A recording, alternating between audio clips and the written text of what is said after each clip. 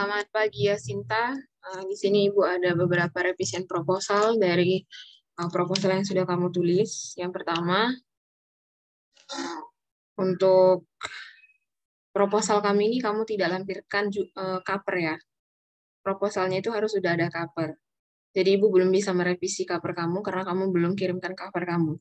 Nah, kemudian pastikan cover kamu dengan isi proposal kami ini marginnya sudah benar. Nah, kita cek dulu marginnya. Saya mau kontrol A dulu. Saya cek layout-nya.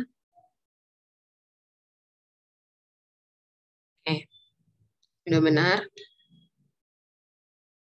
Nah, kemudian di sini lihat di bagian back layout, spacing. Nah, ini lihat kursor Ibu, mouse-nya. Nah, ini before-nya 0, after-nya 0. Nah, setelah itu pakai spasi 1,5. 1,5 atau 2, boleh 1,5 atau 2. Nah, kalau proposal 1,5 aja, nanti kalau skripsi kita ubah jadi 2. Nah, oke. Setelah itu, nanti kamu perbaiki ya, karena kami ini saya lihat bagian fake layout-nya tadi yang spacing belum benar. Nah, kemudian untuk A ini harus di bold, dibuat hitam karena dia judul. Nah, ini dia bukan A, pengaruh media sosial, bukan. A ini judul.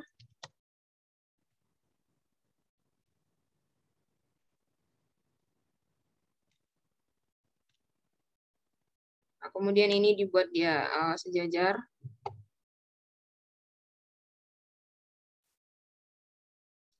Kemudian ini latar belakang permasalahan.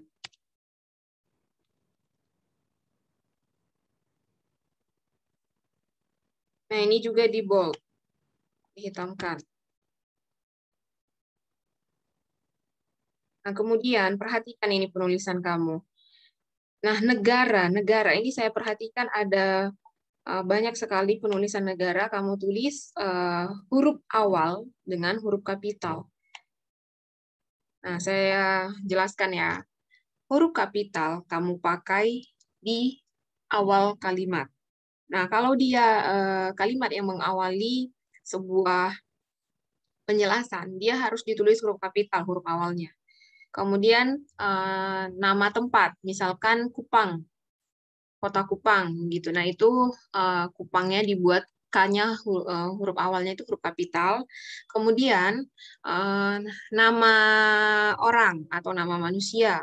Kemudian negara. Nah, itu nama negaranya bukan negara, bacaan negaranya. Misalkan Indonesia. Nah, Indonesianya itu yang huruf besar. Huruf pertamanya itu kapital.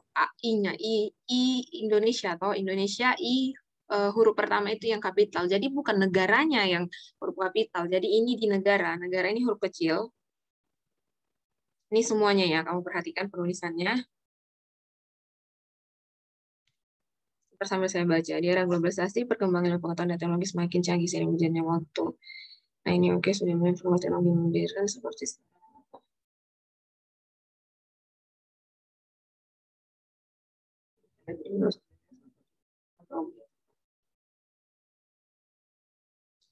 akses media sosial ini kita dapat.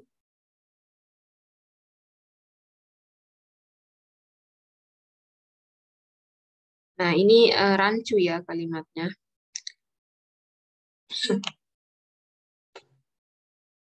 Ini rancu kalimatnya dan ini juga tidak sejajar. Coba kamu perhatikan. Perhatikan yang saya buat annotate ini. Nah, ini harusnya dia di sini. Sejajar di sini, tapi terlalu berjarak. Ini tolong kamu perbaiki. Nah, ini ada jarak sisa. Jarak sisa.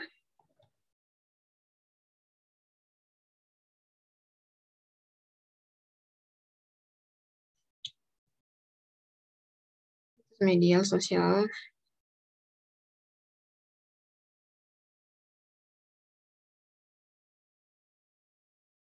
Nah, ini jangan seperti ini kalimatnya, begini saja. Situs media sosial mempermudah kita memperluas pertemanan. Oke. Nah, kemudian ini juga perbaiki, harus sejajar. Nah, ini kamu lihat dia tidak sejajar. Nah, ini kosong, harusnya di sini dituliskan di sininya. Semuanya kamu perbaiki ya.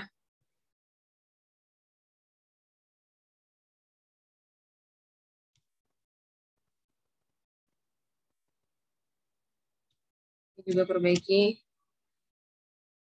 Nah ini. Penulisannya belum benar ini. Tapi sudah di ACC pembimbing 1. Oke, saya baca dulu. Media sosial bagi para siswa merupakan hal terpenting tidaknya bagi. Ini lifestyle. Lifestyle ini kan bahasa asing. Di luar bahasa Indonesia, mau itu bahasa Inggris, mau bahasa Korea, mau bahasa Jepang, itu ditulis miring. Oke, kita lanjutkan. Bentar ya, ini judul kamu pengaruh media sosial terhadap prestasi belajar. Oke. Sedikit demi sedikit. Kita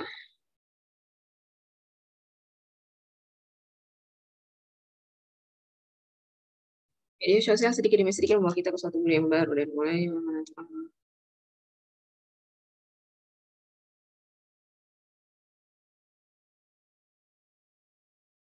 Yang dilakukan lembaga PBB untuk anak-anak bersama para mitra termasuk kemitraan komunikasi.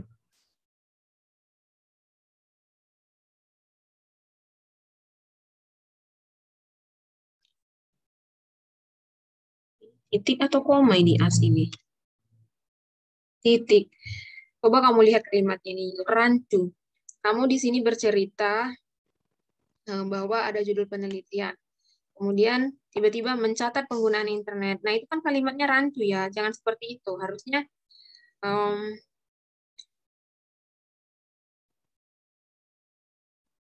ini harusnya jangan seperti ini kalimatnya. Sebentar, saya ganti dulu. Pada tahun 2014 yang berjudul Keamanan Penggunaan Media Digital pada Anak dan Remaja di Indonesia yang dilakukan lembaga PBB untuk anak-anak bersama para mitra termasuk kementerian ya, bukan kementerian. Kementerian ini universitas, universitasnya U-nya huruf besar.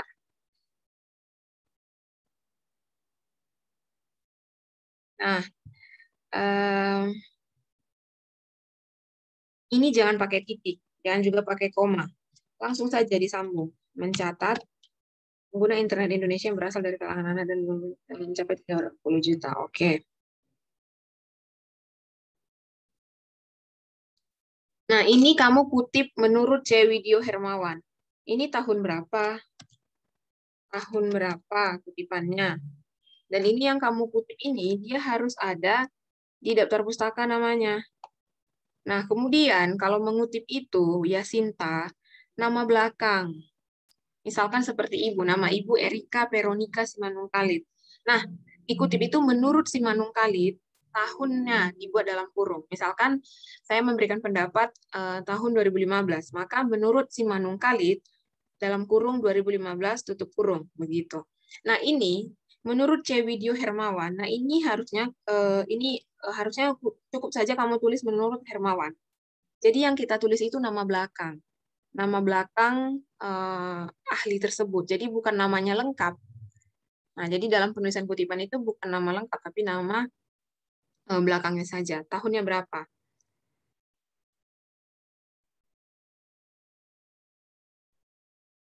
Nah, ini juga nih, masih belum rapi penulisannya. Tolong diperbaiki, dirapikan.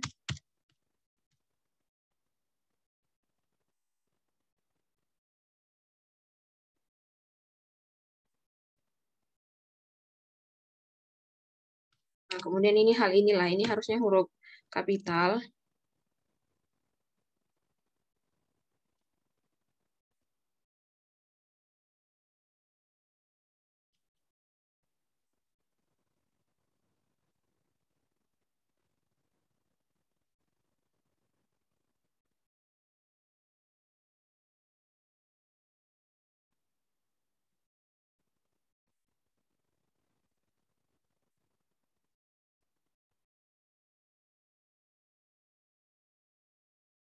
Nah, ini ya Sinta, jangan pakai koma ya. Dari kenyataan terlihat. Nah, ini perbaiki. Dari kenyataan yang terlihat atau terlihat motivasi belajar siswa dan pengawasan orang tua kurang.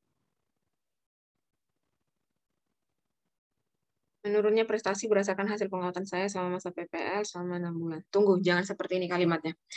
Dari kenyataan yang terlihat, motivasi belajar siswa dan pengawasan orang tua kurang. Titik. siswa mengalami penurunan prestasi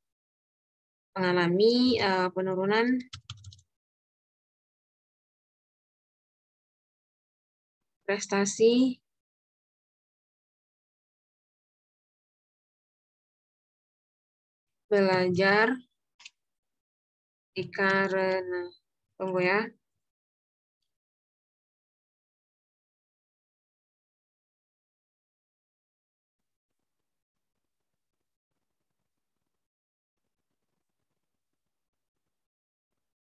Oke, kita ubah nih ya kalimatnya. Di sini begini saja.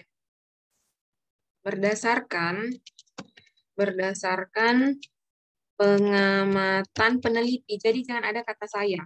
Peneliti, berdasarkan pengamatan peneliti sewaktu melakukan PPL,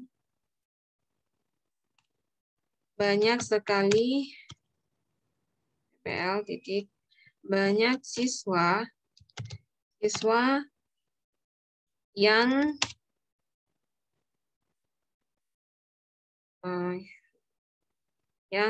memiliki sosial. Kamu tadi judulnya apa ya? Sosial media ya? Media sosial, oke.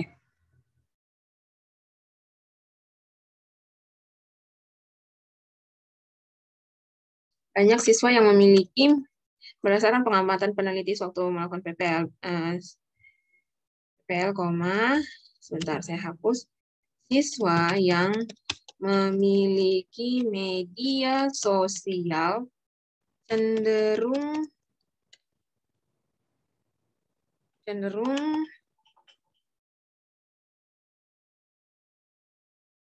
memiliki motivasi belajar yang kurang akibat dari kurangnya pengawasan orang tua.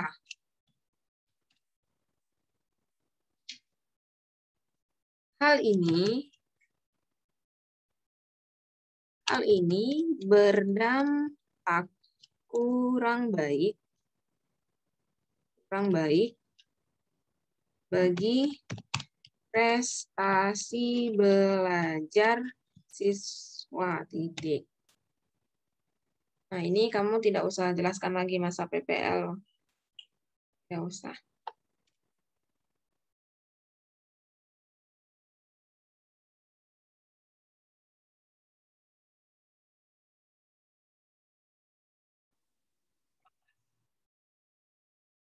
Oke, kita lanjutkan.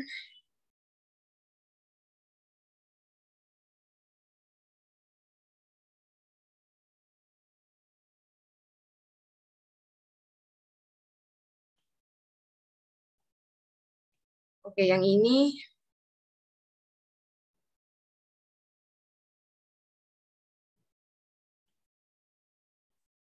nah, ini jangan seperti ini ya, Lita ya.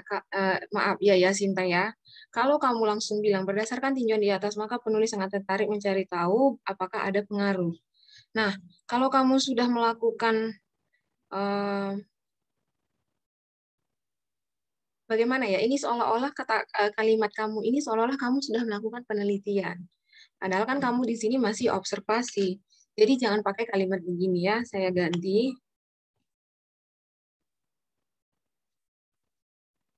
Oke, di sini saya buat begini. Permasalahan di atas. Permasalahan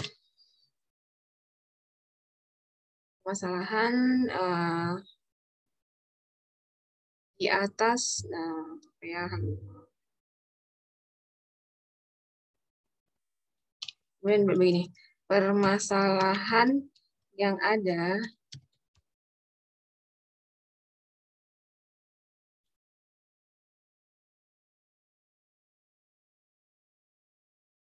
bentar, saya perbaiki dulu kalimatnya ya. Berdasarkan pengamatan peneliti suatu ini berapa orang lain. Adapun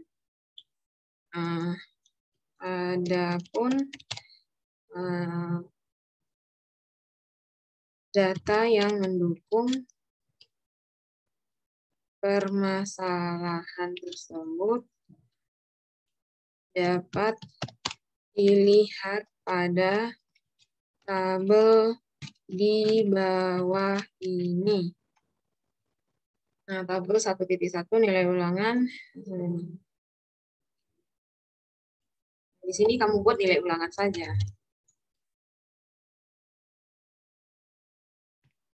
Nah, ini ya Sinta. Ini dibuat tebal, jadi di bold. Nah, kemudian yang ini juga di bold.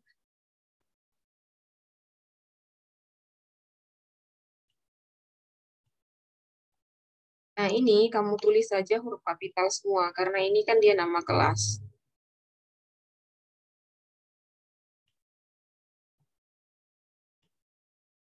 Nah, ini sumber, kamu tulis pas di bawah tabel. Jadi ini tulis miring. Nah, kemudian ini kamu tulis sesuai paragraf. Nah, ini tadi paragraf kamu di mana ikutkan. Sesuai paragraf, jadi ini dia kalimat baru, jadi ditulis sesuai paragraf.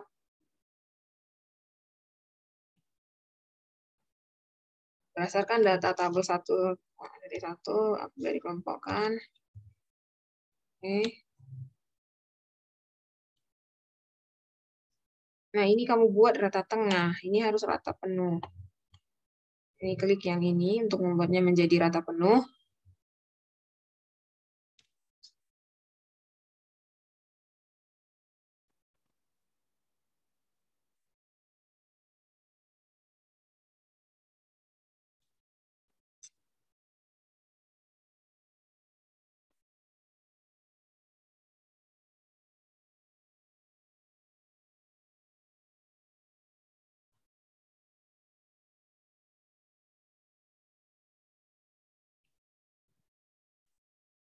Bila kenyataan di atas dibiarkan dan diabaikan, maka akan sangat baik.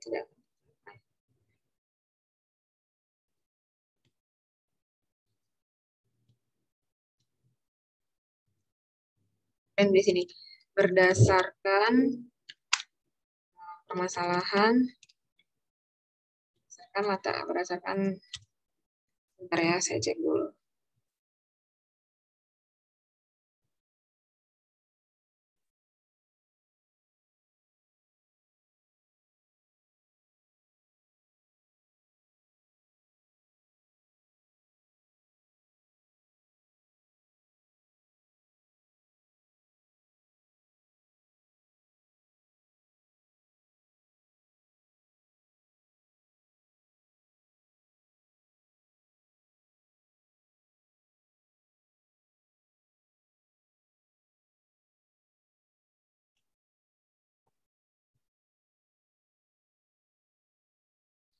Nah, ini Lita, kamu buat Sinta, kamu buat begini kalimatnya. Berdasarkan latar belakang penelitian, maka perlu dilakukan penelitian dengan judul. Nah, masukkan judul kamu. Nah, ya Sinta, jangan lupa nanti ini buat covernya ya. Kemudian yang ini tadi buat akunnya.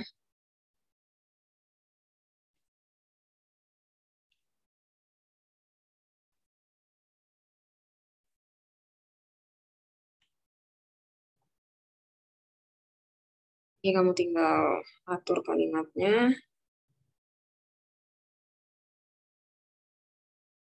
Pengaruh media sosial terhadap prestasi belajar kelas.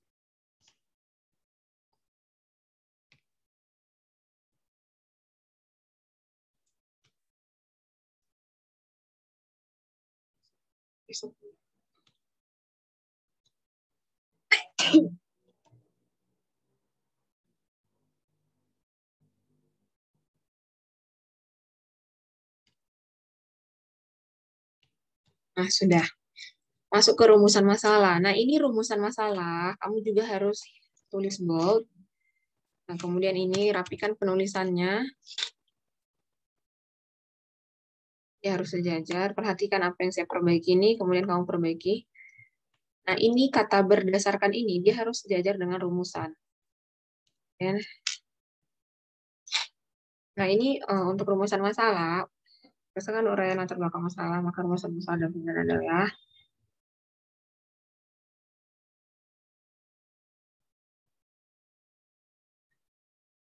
Nah, ini jangan bagaimanakah ya, tapi apakah terdapat pengaruh media sosial terhadap prestasi mahasiswa pada kelas 10.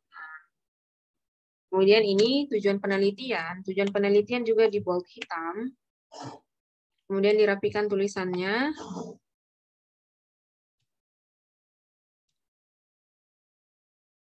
Nah, ini huruf A dengan T ini harus sejajar. Kemudian ini T-nya yang bawah. Adapun tujuan penelitian ini yaitu untuk mengetahui pengaruh media sosial. Oke. Nah, ini untuk manfaat penelitian. Dan manfaat teoritis kita bold.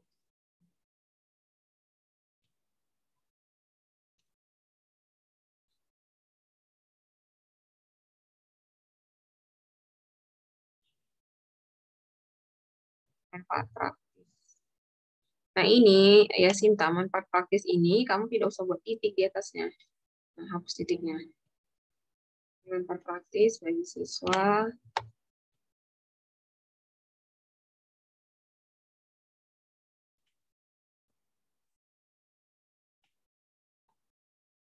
Saya cek dulu ya.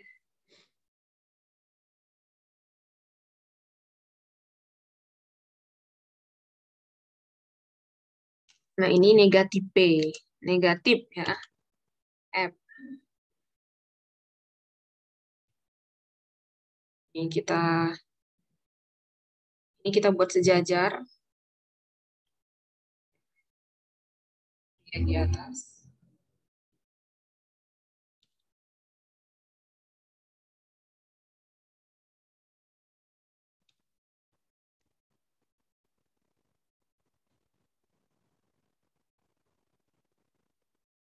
Nah, ini app tinjauan pustaka, ini dibuat di halaman baru. Nah, kita enter dia sampai di halaman baru seperti ini. Nah, kemudian untuk tinjauan pustaka, sama ditulis dengan huruf yang di bold. Nah, di bold, kemudian kita buat hurufnya capital each word. Jadi ada huruf kapital di awal kalimat.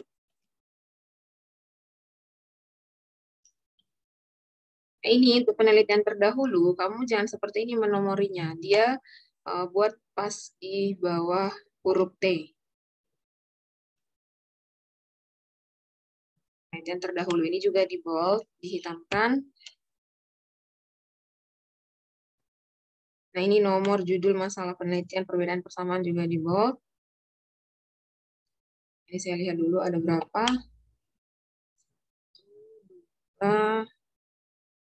Ya, oke.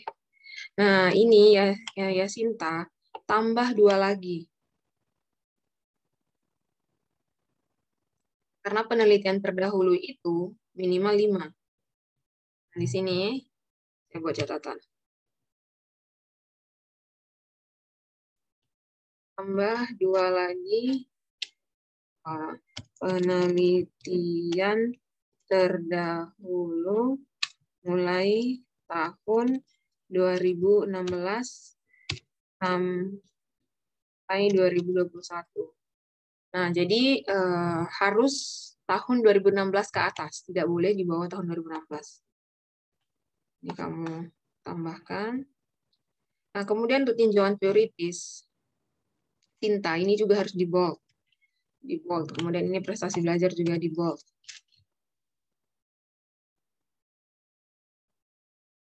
Nah, ini belum rapi penulisannya.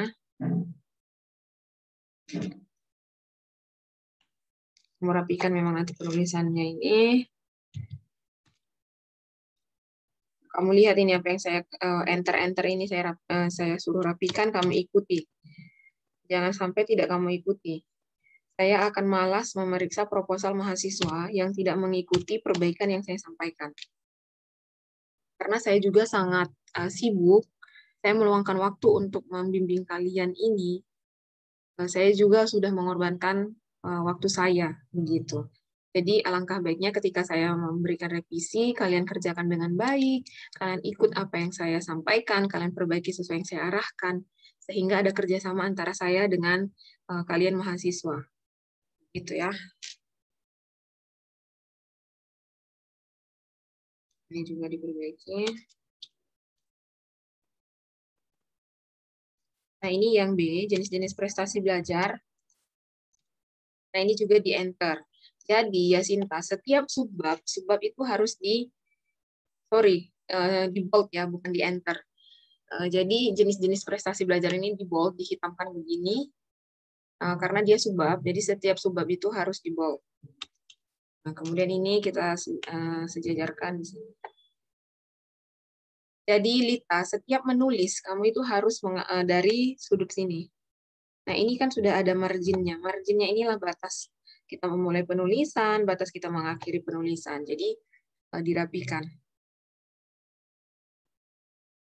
Nah, kemudian Yasinta, pastikan semua nama-nama ahli yang kamu kutip namanya harus ada di daftar pustaka. Nah, misalkan seperti Huta Barat. Nah, Huta Barat ini harus ada di daftar pustaka. Yang ini kita lihat. Nah, ini dia terlalu jauh. Jadi kita tarik ke sini.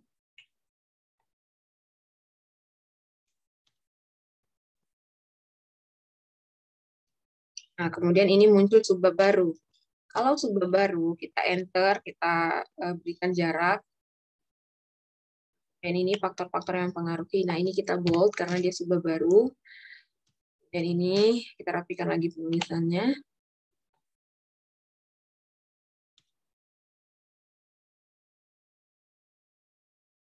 Ini juga kita rapikan.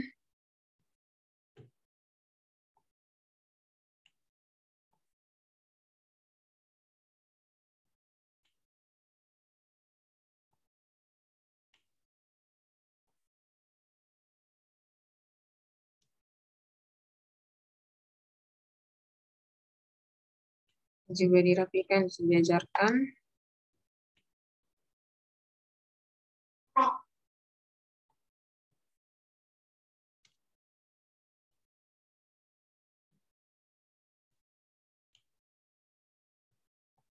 Ini tolong kamu rapikan semua ya Sinta ya.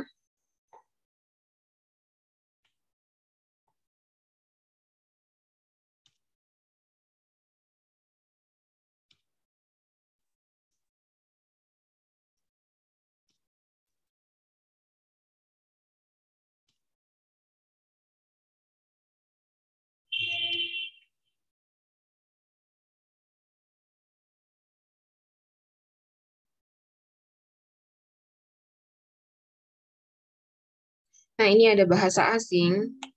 Nah, ini bahasa asing ini seperti yang tadi saya sampaikan ditulis miring. Yang ini surpace, kemudian achieving atau pencapaian tulis miring.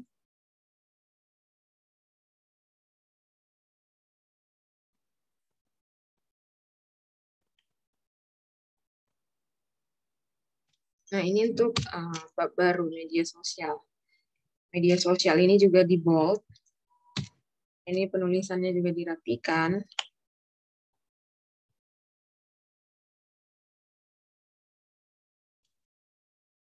Saya belum baca semua ini, tapi nanti ketika kamu sudah perbaiki lagi, saya baca ulang. Nah, ini bahasa asing ya, user of the word unit. The challenge on the vanity medias. Nah, ini dibuat huruf miring begini.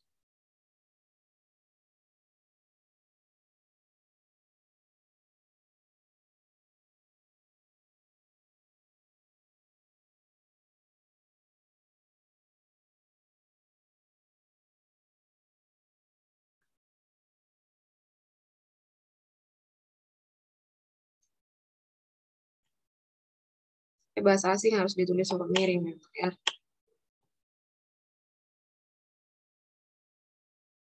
Nah, ini virtual game world. Ini juga ditulis miring.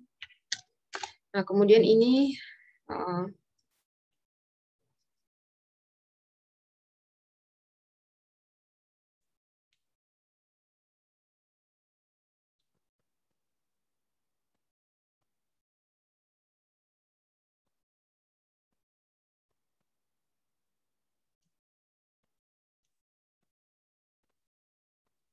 ini juga ditulis miring. Setiap bahasa asing itu ditulis miring.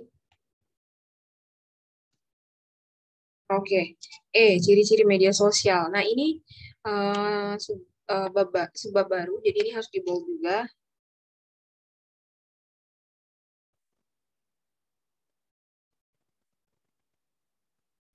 Jangan seperti ini ya kalimatnya. Ini kamu langsung dengan muatan seperti itu. Muatan apa? Kan kamu tidak jelaskan. Buat saja begini.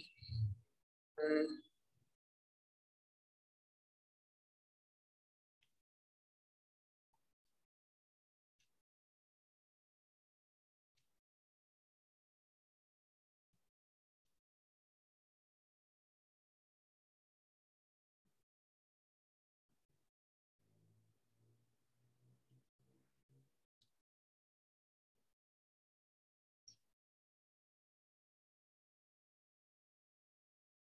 diperbaiki kalimatnya, jangan seperti itu.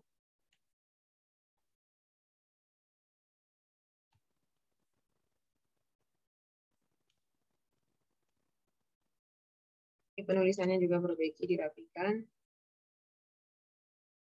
Nah, ini setiap bahasa Inggris atau bahasa asing itu ditulis miring. Sharing itu bahasa asing jadi tulis miring. Nah, ini dampak positif dan negatif. Ini di bold juga.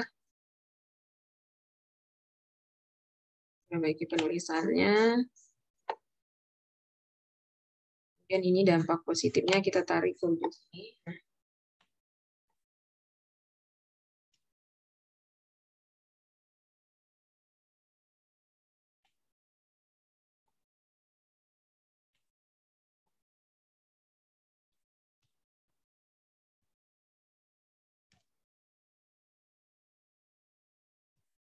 Untuk dampak negatif, kita sejajarkan dengan dampak positif yang di atas.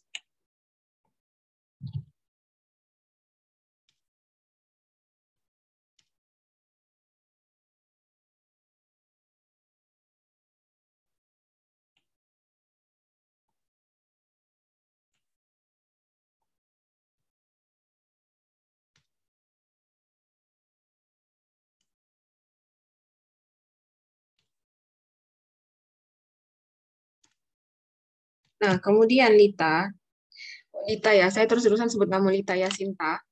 Ini menurut siapa? Menurut siapa dampak negatif dan positifnya ini? Ini menurut ahli siapa yang menyatakan dampak positifnya ada 3, dampak negatifnya ada 4. Nah, itu menurut siapa? Jadi nanti di sini kamu buat begini. Perubahan media sosial tentu saja membawa dampak baik itu dampak positif maupun dampak negatif terhadap pendidikan dan itu bisa saja berpengaruh ya, bukan berpengaruh pada prestasi akademik tersebut. Menurut siapa? Nah, ini kan saya yakin ini bukan kamu yang menulis begitu. Maksudnya bukan hasil pikiran kamu. Pasti kamu lihat dari jurnal penelitian atau mungkin dari skripsi atau mungkin dari buku. Nah, ini kamu tuliskan menurut siapa. Nah, dampak jadi menurut titik-titik tahun berapa dampak negatif dan positif media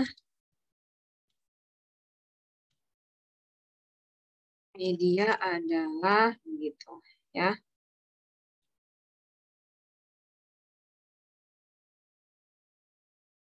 Nah, ini kerangka berpikir kita tulis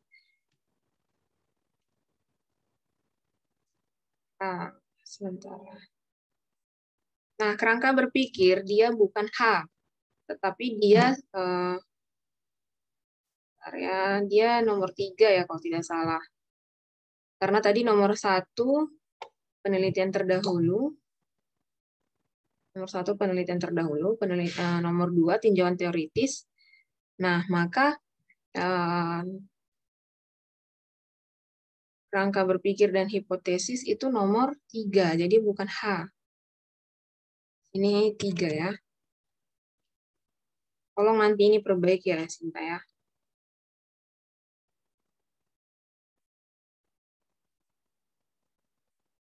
Ini jadi 4 lagi. Nah, ini jadi 3.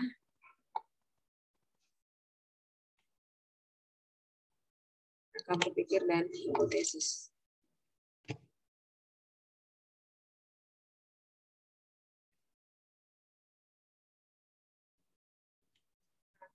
Ini kamu.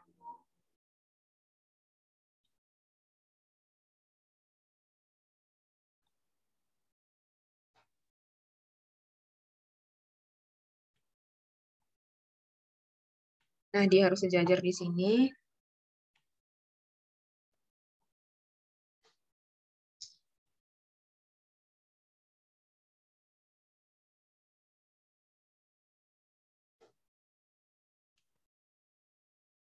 Ini belum terlalu Ibu periksa ya, nanti kamu perbaiki dulu, saya periksa sekali lagi.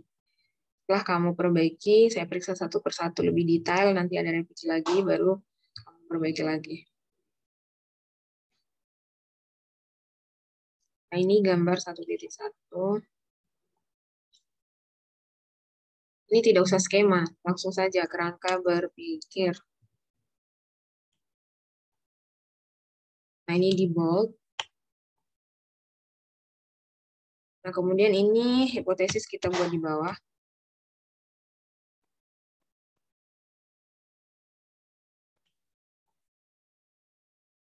Ini perlu diperbaiki penulisannya. Biar seperti itu.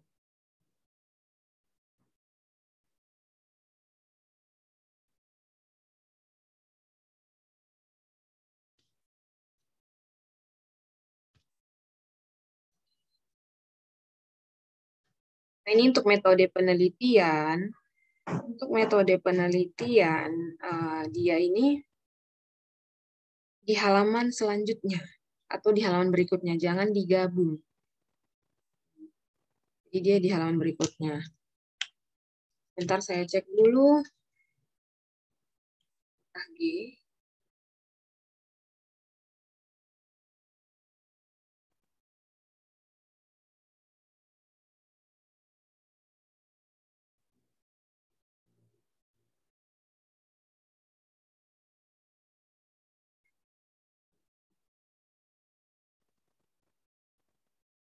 Ya, betul ya, metode penelitian G.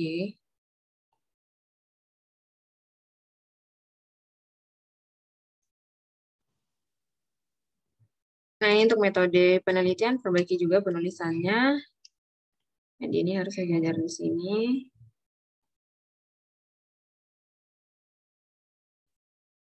Jadi, secara umum penelitian diartikan sebagai cara teman-teman.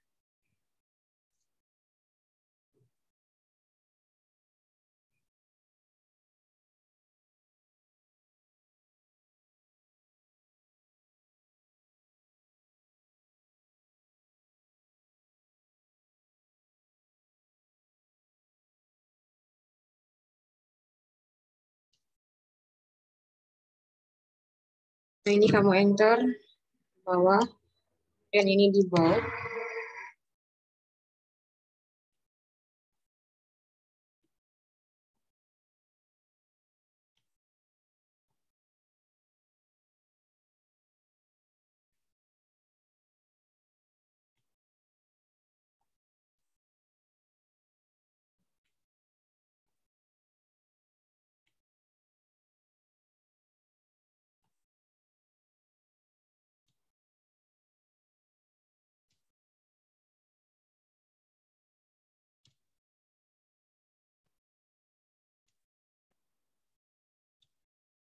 Nah, kemudian ini populasi dan sampel. Kamu buat juga di bawah lagi, di enter. Ini populasi dan sampelnya di bold. Itu ditarik agar sejajar.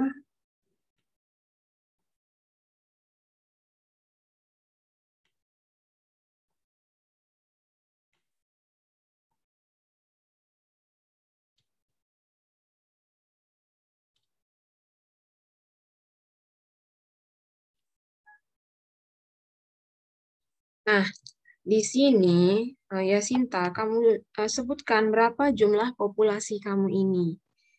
Nah, kamu di sini kan semua siswa kelas 10. Nah, ini seluruh ya, bukan seluruh. Nah, ini kan seluruh siswa kelas 10 SMA Negeri Kota Kupang. Nah, tadi yang Ibu lihat di data awal, nah itu eh,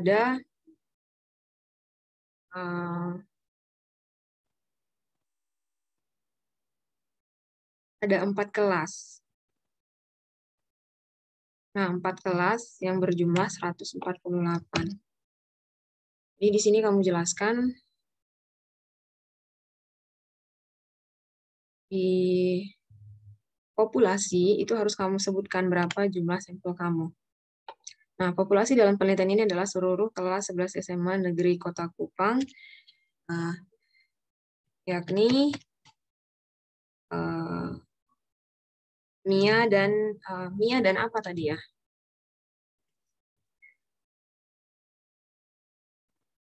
Miss dan Mia.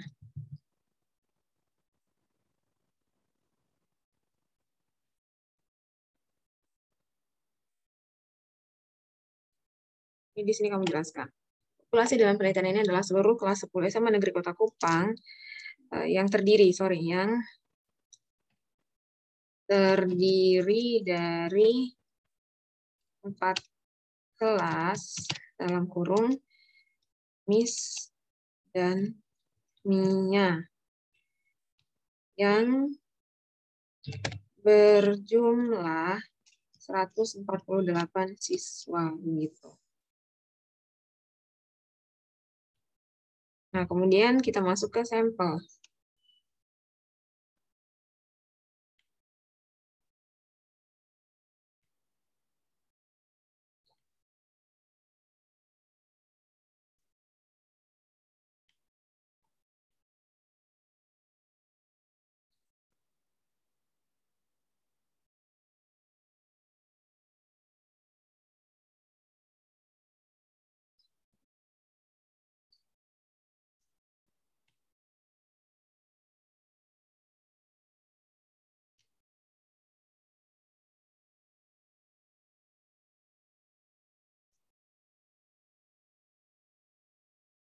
Nah, sampel.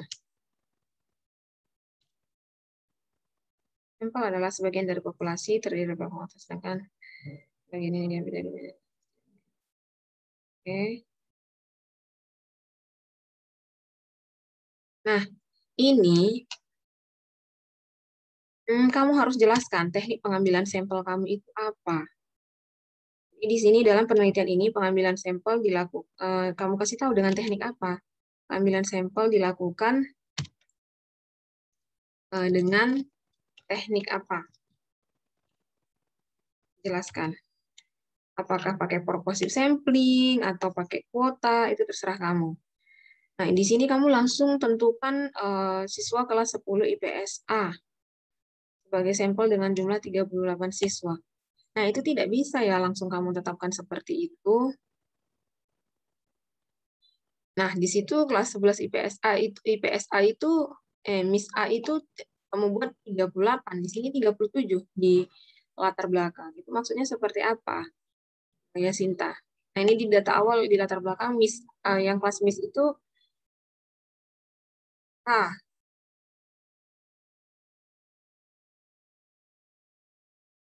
Nah, terus kalau kamu langsung buat di sini kamu tentukan bahwa itu kelas 10 IPS A, harusnya judul kamu itu langsung saja pengaruh media sosial terhadap prestasi belajar pada kelas 10 MIS atau IPS-nya.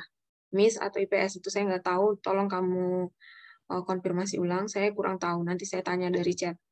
Nah, ini MIS atau IPS. Nah, IPS 1 kah atau MIS tadi. Nah, harusnya di sini langsung kamu buat kelasnya, kelas berapa.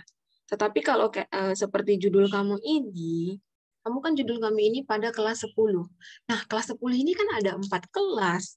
Kalau misalkan hanya satu kelas yang kamu ambil, jangan sebutkan kelas 10, tetapi tuliskan kelas 10 IPS apa, atau MIA apa. begitu di judulnya. Tapi kalau hanya kelas 10, seolah-olah semua kelas 10 kamu jadikan sampel kamu, ada IPA, ada IPS, begitu. Jadi ini tolong perbaiki.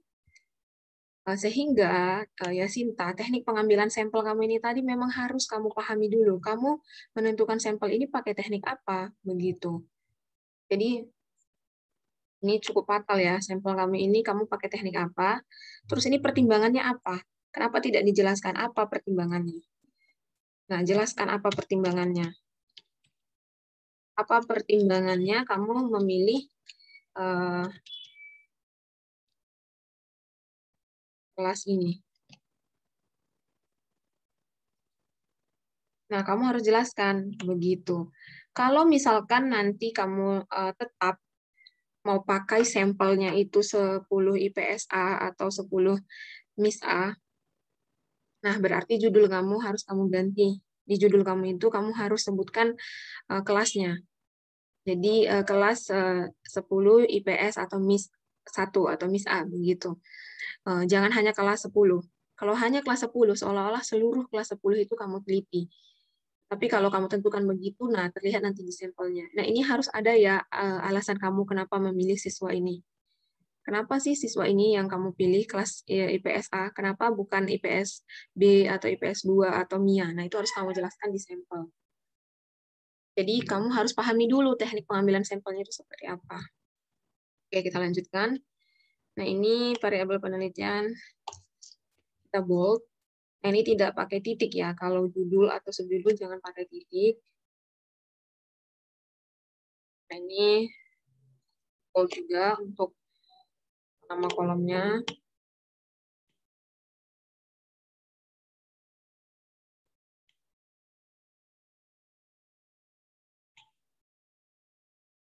Nah, ini kamu tidak usah pakai skala sangat baik, baik, cukup, jangan. Karena nilai siswa itu tidak bisa kita pakai skala. Jadi di sini cukup saja menggunakan nilai ulangan. Begitu. Dikosongkan yang baik, tidak baiknya itu tadi. Nah, ini jenis dan sumber data. Masuk kita ya. Di bold. Ini kalau tidak salah. Oke.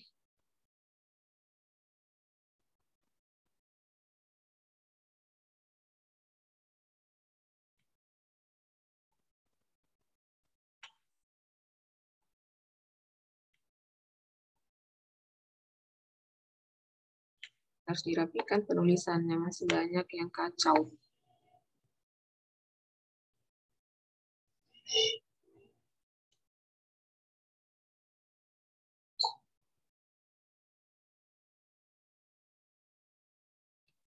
Nah, ini untuk penjelasan data kualitatif. Coba kamu baca lagi buku, perbaiki apa itu data kualitatif. Tidak sesederhana ini ya, bukan hanya data informasi yang berbentuk kalimat verbal. Ini tolong kamu perbaiki.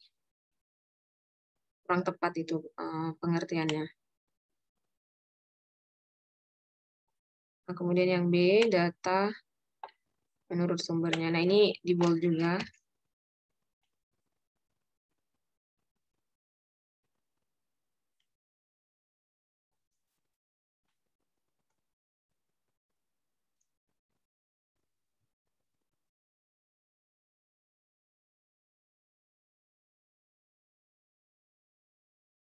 Nah, ini salah ya. Ini salah. Ini harusnya, ini masih salah ini. Bentar saya perbaiki. Data primer yaitu data-data yang diperoleh langsung dari tempat penelitian. Yaitu dari SMA oke. Nah, data sekunder yaitu data yang diperoleh dari jurnal penelitian, buku, kemudian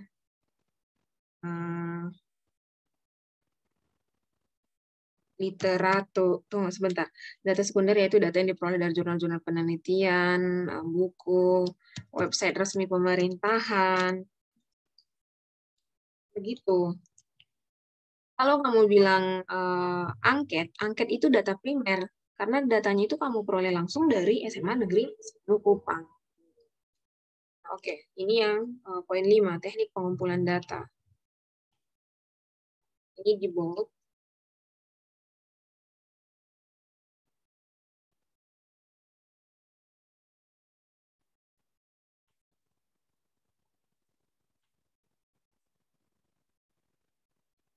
Nah, ini ada dokumentasi.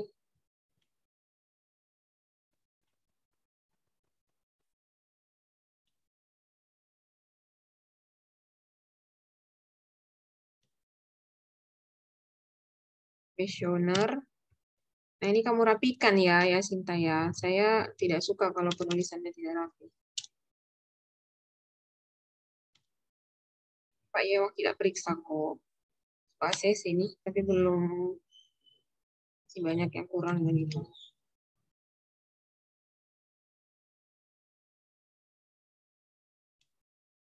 Nah, tambahkan satu lagi.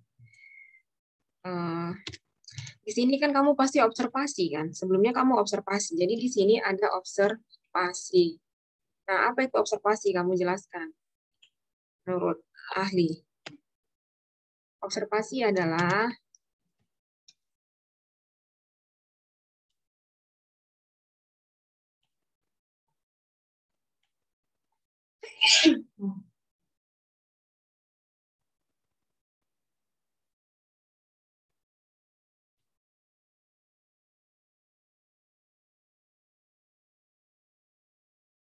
Nah, kemudian kita masuk ke poin 6, teknik analisis data. Ini di bold. Nah, ini masih kacau penulisannya.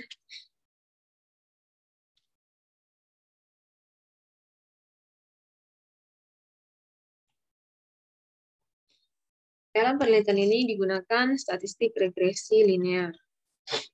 Oke.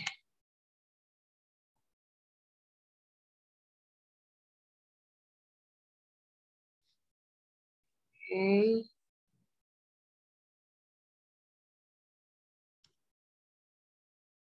Ini kamu besarkan dan di bold supaya kelihatan rumusnya. Boleh kamu buat 14. Oh,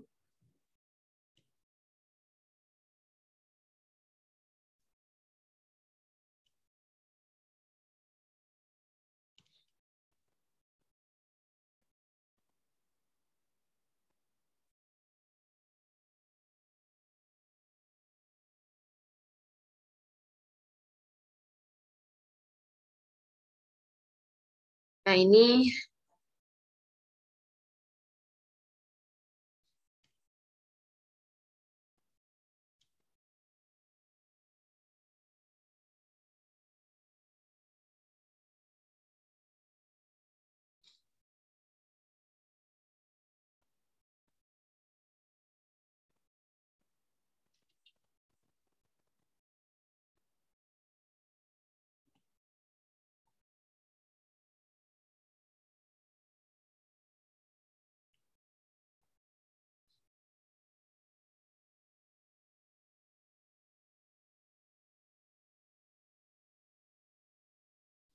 Nah, kemudian di sini kamu tambahkan dasar pengambilan keputusan.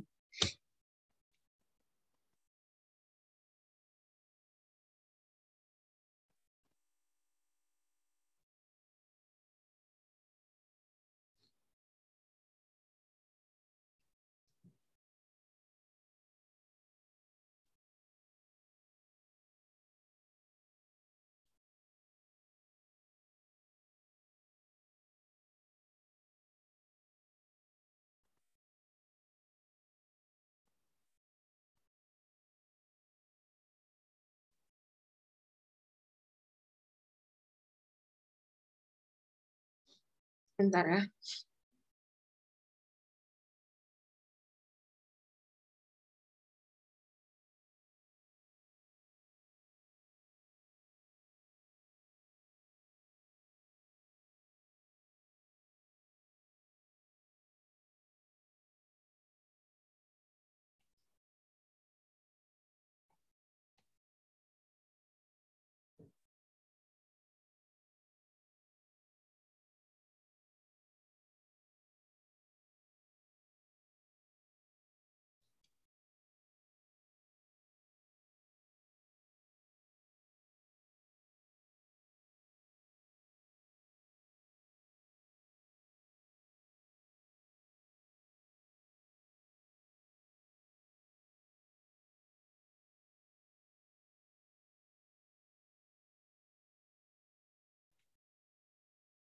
Nah, ini ya Sinta, kamu bisa lihat di PPT yang ada Ibu share di grup bimbingan skripsi, itu untuk bab 3 ya, penulisan bab 3 penelitian kuantitatif. Nah, ini dasar pengambilan keputusannya ada di situ. Kamu bisa ambil nanti.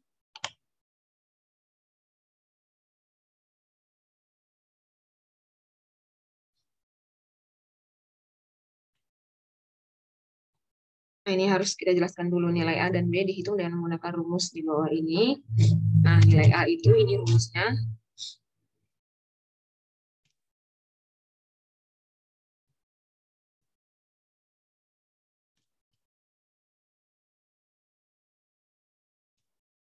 Kamu bisa ambil ya dari PPT Ibu itu. Ibu ada share di grup. Kalau kamu tidak punya, kamu bisa minta ke teman yang sesama bimbingan. Nah, jadi nilai A itu ini rumusnya.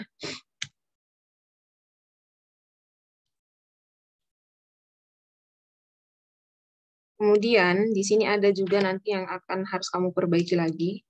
Jadi di dalam teknik analisis data ini bukan hanya uji hipotesis, kamu harus ada uji prasyarat statistik ya, asumsi klasiknya.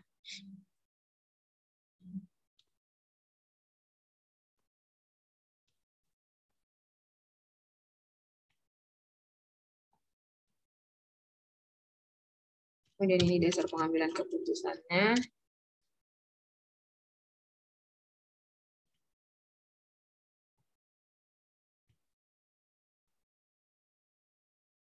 Oh ya, Sinta, saya ingatkan kembali, tolong perbaiki seperti yang Ibu sampaikan. Ibu tidak akan mau periksa kalau tidak diperbaiki sesuai yang saya sampaikan.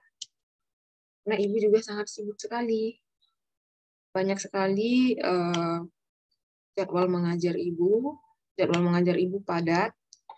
Kemudian Ibu juga melakukan penelitian, pengabdian, dan Ibu juga ada membimbing banyak sekali mahasiswa, menguji skripsi mahasiswa. Nah, jadi manfaatkanlah apa yang saya revisi ini benar-benar kamu ikut, kamu perbaiki sesuai yang saya sampaikan. Sehingga ketika kamu perbaiki sudah sesuai dengan yang saya sampaikan, kamu punya proposal ini, saya bisa langsung ACC begitu. Jadi untuk perbaiki. Nah, di sini teknik analisis data. Nah, di sini ada uji prasyarat statistik namanya ya.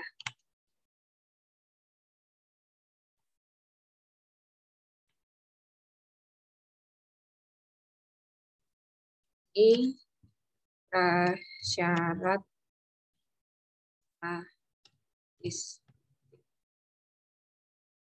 Nah, uji hipotesis. Nah,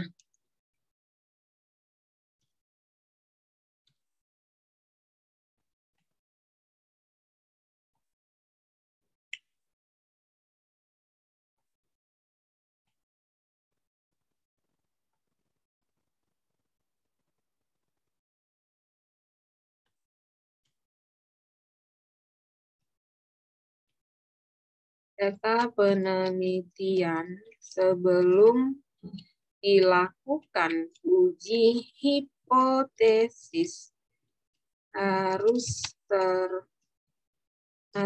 terlebih dahulu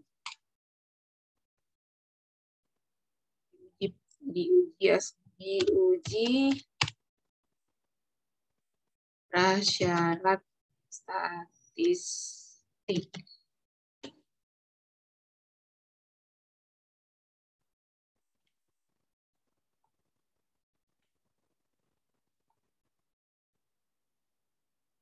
Prasyarat statistik.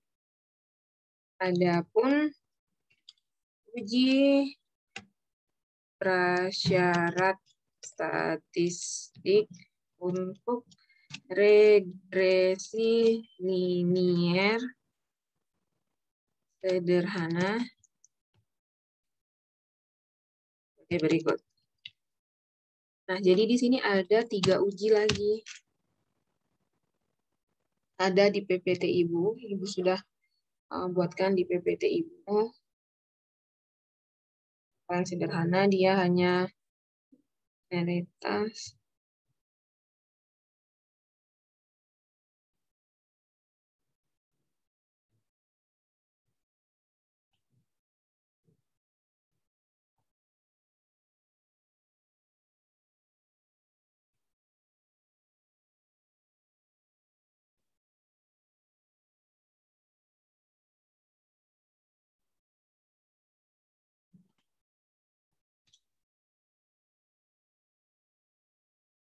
Jadi dia ada 3 uji yang wajib kamu lakukan, kamu buat. Nah, di sini kamu jelaskan dulu uji linearitas itu apa.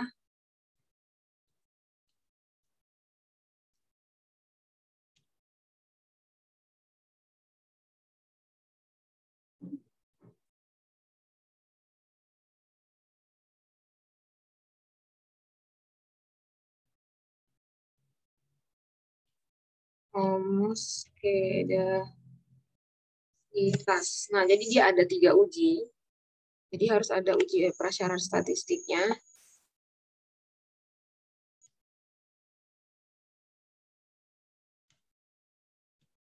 Nah, di sini kamu jelaskan dulu uji linearitas itu apa.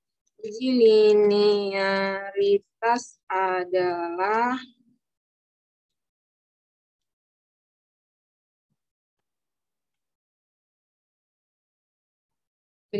adalah bla bla bla bla bla. Kegunaannya. Nah, kemudian di sini dasar pengambilan keputusannya.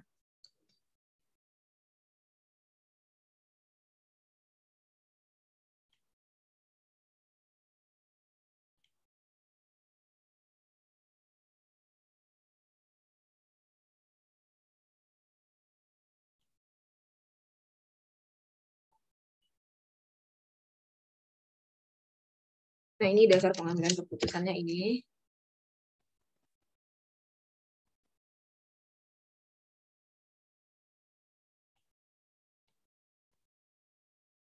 Kemudian uji normalitas juga. Kamu jelaskan uji normalitas itu apa.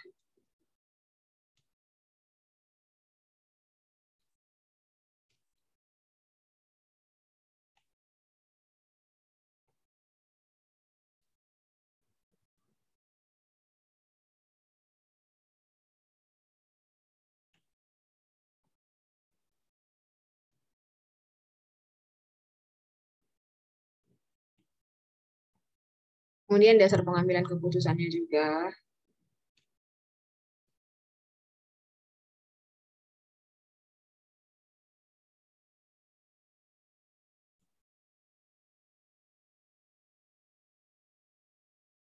Nah, kemudian ini uji homoskedastisitas. Nah, uji homoskedastisitas ini apa artinya dan dasar pengambilan keputusannya apa? Ini harus kamu buat nanti ya.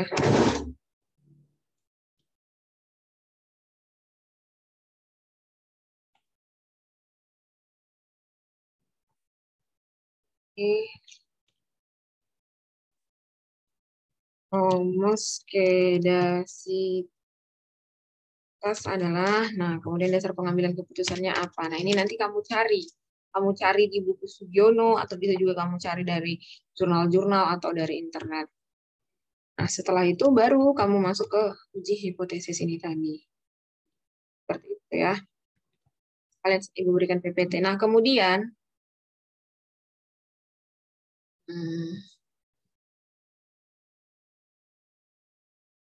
oh iya sorry, di sini ada yang terlupa. Nah ini ada di sini uji instrumen penelitian ya. Uji instrumen penelitian. Nah, instrumen penelitian kami ini kan ada angket ya. Nah, di dalam uji instrumen penelitian ini ada 2, uji validitas dan reliabilitas.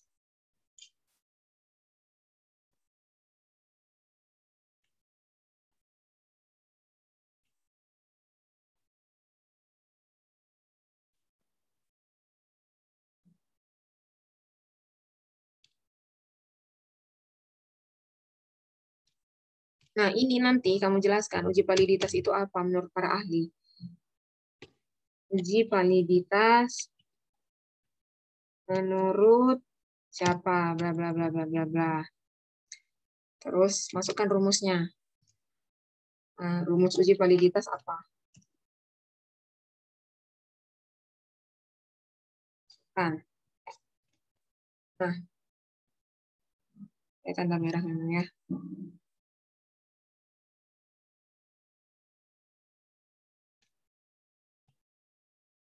Nah, begitu juga untuk uji reliabilitas. Nah, uji reliabilitas ini menurut ahli apa? Begitu. Kemudian apa rumusnya? Karena itu nanti perlu kamu lakukan di penelitian.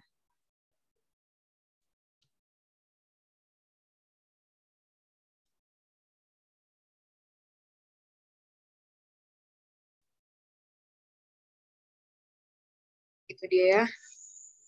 Yang baru uji prosedur statistik. Nah, itu dia begitu ya Sinta. Nah, kemudian untuk daftar pustaka. Daftar pustaka ini kamu harus tulis berdasarkan abjad. Nah, coba lihat ini daftar pustaka kamu. Ini proposal loh.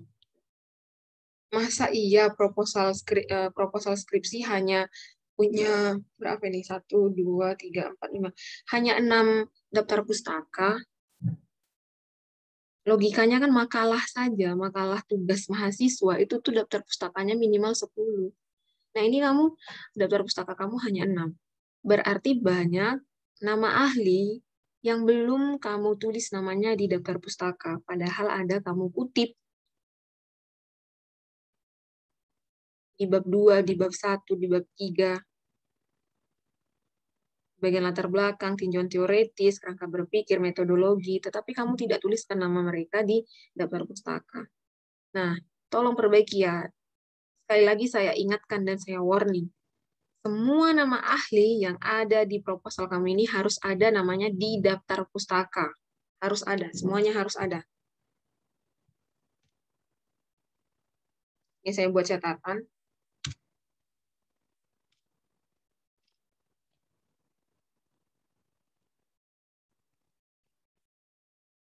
Semua nama ahli yang ada dikutip, masukkan semua di daftar pustaka.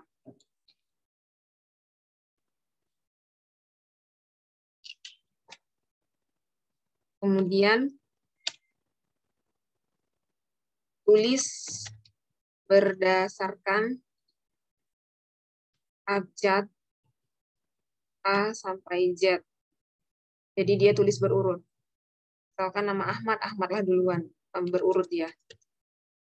Jangan sampai Ahmad, kemudian Niko. Nah, jadi harus Ahmad, baru kemudian Bondan, begitu diabjadkan dia dari A sampai Z. Kemudian daftar pustaka, minimal 12 nama ahli. Minimal artinya paling sedikit 12. Artinya kalau di bawah 12, kamu tambah lagi. Kalau misalkan nama ahlinya di bawah 12, berarti kamu tambah lagi kutipan-kutipan kamu menurut para ahli dan tuliskan namanya di daftar pustaka. Dan pastikan di daftar pustaka ini memang nama yang benar-benar kamu kutip pendapatnya. Jangan sampai di daftar pustaka ada nama Erika, tetapi di proposal kamu ini tidak ada kamu kutip pendapat Erika. Nah, jadi itu dianggap juga penipuan. Nah, jadi harus seimbang dia. Ada namanya di kutip, ada namanya di daftar pustaka. Kalau tidak ada namanya di kutip, dia tidak boleh ada di daftar pustaka. Begitu ya, tolong perbaiki semua ini.